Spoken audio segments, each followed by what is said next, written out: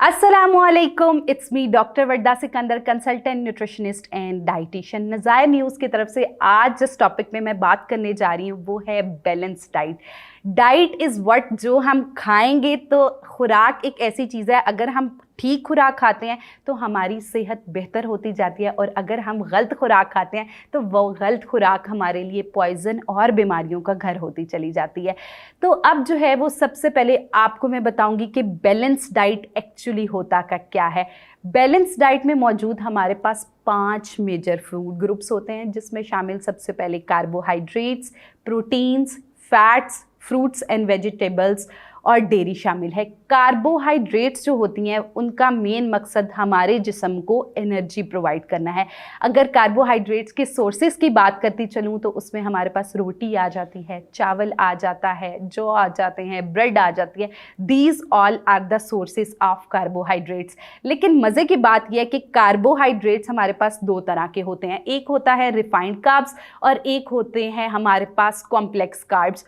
Complex carbs जो होते हैं वो हमें डायरेक्ट एनर्जी प्रोवाइड करते हैं, प्रॉपर डाइजेस्ट होते हैं और हमारी बॉडी को एनर्जी प्रोवाइड करते हैं। लेकिन जो रिफाइंड कार्ब्स होते हैं, जैसे कि सफ़ेद मैदा और उससे बनी तमाम अशिया, वो एनर्जी नहीं बल्कि हमारे जिस्म में जब कन्वर्ट होते हैं तो हमारी बॉडी के अंदर इंसुलिन रेजिस्टेंस कर देते हैं, जिसकी वजह से जिस्म के अंदर शुगर, ब्लड प्रेशर हाई होने के चांसेस बहुत ज़्यादा बढ़ जाते हैं। तो इट इज़ वेरी इंपॉर्टेंट कि आप अपने दिन के अंदर 6 से 11 सर्विंग्स ऑफ कार्बोहाइड्रेट्स जो हैं उसको इंक्लूड करें।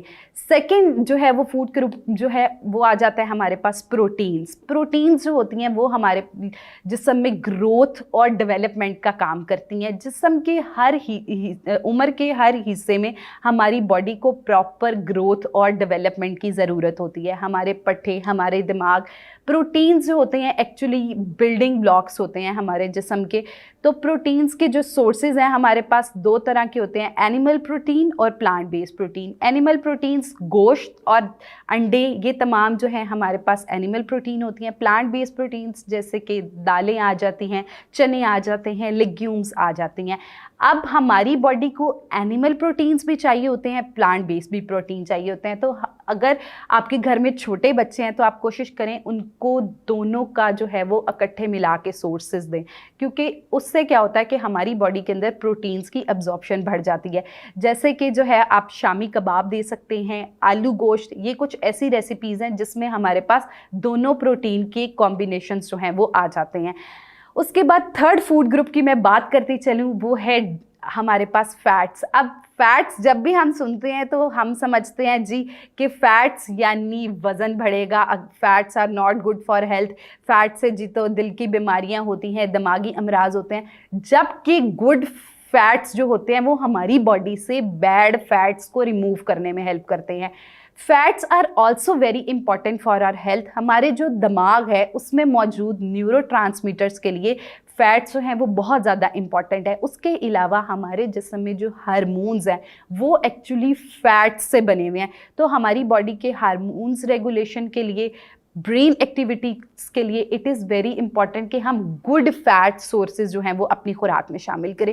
गुड फैट सोर्सेज जो है उनमें हमारे पास नट्स आ जाते हैं। आप देसी घी का इस्तेमाल कर सकते हैं, ऑलिव ऑयल का इस्तेमाल कर सकते हैं, मस्टर्ड ऑयल का इस्तेमाल कर सकते हैं। लेकिन फैट्स के साथ साथ मैं आपको एक छोटी सी टिप बताती चलूँ कि फैट्स जो हैं वो हमारे लिए तब नुकसानदेह होते हैं जब हम उन्हें बहुत ज़्यादा हीट करते हैं। उससे फैट्स की न्यूट्रिशन प्रोफाइल भी ख़राब हो जाती है और उसके साथ साथ उन फैट्स का फ़ायदा भी नहीं होता, और वही फैट एक्चुअली हमें दिल की बीमारियां, लिवर फैटी और इनकी तरफ लेके जाता है। तो वो हमारी कॉमन प्रैक्टिसेस हैं, जैसे खाने को बहुत ज़्यादा भूनना।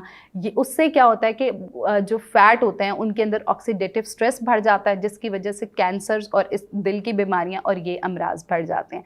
उसके अलावा नट्स जो है it is a very good source of fats. अगर हम अपने दिन के अंदर one fist of nuts include कर लेते हैं तो हमारी फैट्स की सर्विंग जो है वो पूरी हो जाती है। उसके बाद जो है वो second last food group dairy. जैसा कि आप जानते हैं हमारी हड्डियों के लिए दूध दही बहुत ज़्यादा इम्पॉर्टेंट है। जितना किसी बिल्डिंग का स्ट्रक्चर मौजूद होता है उतना उस बिल्डिंग के हिलने के चांसेस कम होते हैं। तो डेयरी जो है वो बहुत ज़्यादा इम्पॉर्टेंट है। अगर हम लोग दूध दही का इस्तेमाल, पनीर जो है, these all are the good sources of fats, अगर ये हम अपनी खुराक के अंदर इंक्लूड कर लेते हैं तो हम लोगों को हड्डियां जो हैं उनमें ऑस्टियोपोरोसिस और इस तरह के मसाइल जो है वो कम हो जाते हैं। उसके अलावा जो है वो लास्ट फूड ग्रुप जिससे मोस्टली आप सब वेल अवेयर होंगे, fruits and vegetables. Fruits and vegetables जो है उसके अंदर मौजूद फाइबर्स, विटामिन्स हमारे जिस्म जो है सर के बाल से लेके पाँव के नाखून तक अल्लाह ताला ने डिफरेंट हमारे पास विटामिन्स और मिनरल्स बनाए हुए हैं और हर विटामिन और मिनरल का अपना अपना रोल है। तो इसलिए हमें चाहिए कि हम लोग डाइवर्सिटी में फ्रूट्स खाएं। ये नहीं कि जी हमें तो सेब पसंद है, हमें अमरूद पसंद है, हमें केला पसंद है तो हम यही वाला फल खाएंगे। हर फ्रूट के अंदर, वेजिटेबल के अंदर मुख्तलिफ विटामिन्स और मिनरल्स इंक्लूड हैं। तो हमें चाहिए जो तमाम फल बनाए गए हैं they are full of fibre, vitamins and minerals. Fruits and vegetables को अपनी रूटीन में ज़रूर शामिल करें क्योंकि ये हमारे जिस्म में बहुत सारी बीमारियां जो हैं वो उसके होने से बचाती हैं।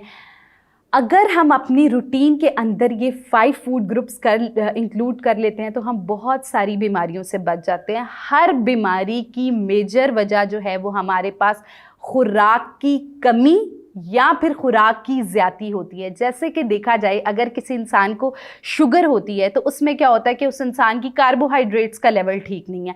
अगर किसी इंसान को यूरिक एसिड है तो यानी वो प्रोटीन जो है वो बहुत ज़्यादा ले रहा है। उसके अलावा अगर किसी इंसान, जैसे बच्चों में ग्रोथ और डेवलपमेंट नहीं हो रही, वो प्रोटीन्स ठीक नहीं ले रहे, तो it is very important for us कि हम माई प्लेट की स्ट्रेटजी जो है उसको अपनी ज़िंदगी में इंक्लूड करें, 5 फूड ग्रुप्स को अपनी ज़िंदगी में शामिल करें और एक सेहतमंद ज़िंदगी गुजार सकें। So thank you so much. अपनी होस्ट को दीजिए इजाज़त, मिलते हैं एक नए एपिसोड के साथ। अल्लाह हाफ़िज़।